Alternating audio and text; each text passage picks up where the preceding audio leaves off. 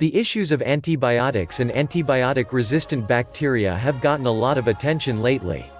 The concern is that bacteria, having been exposed to antibiotics for so long, have developed a resistance to the antibiotics, creating superbugs. The grim reality is that bacterial infections that used to succumb easily to antibiotics have turned more serious, even deadly. Interestingly, though, herbs with antibiotic properties seem to elude the bacterial learning process and thus do not appear to produce resistant bacteria. Antibiotic herbs can be used around the home for minor infections and as antiseptics to prevent infection. Here are some of the more useful antibiotic herbs.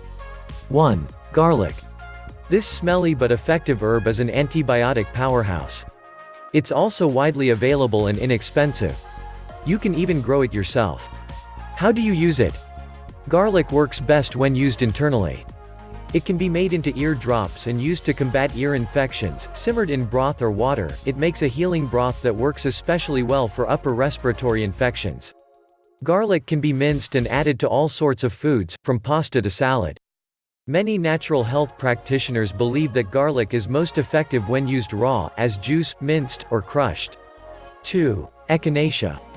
You've probably heard of this herb. It's all over the place during cold and flu season, and for good reason. Echinacea is a powerful antibiotic and, in the case of colds and flu, antiviral. It also works as an antiseptic on wounds and to treat sore throats.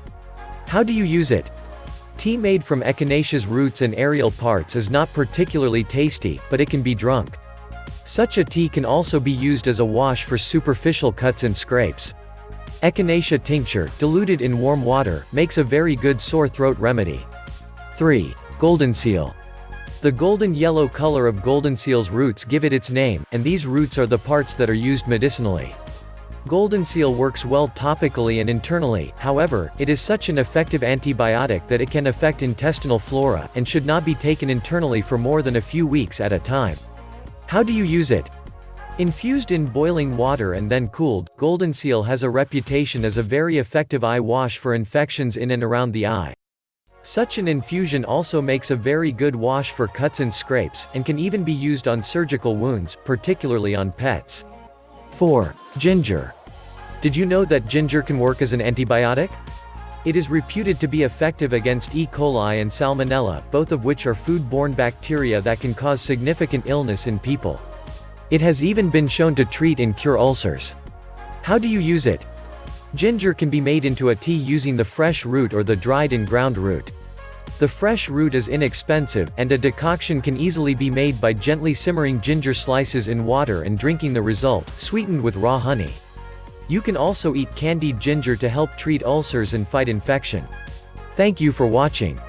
Please subscribe to our channel.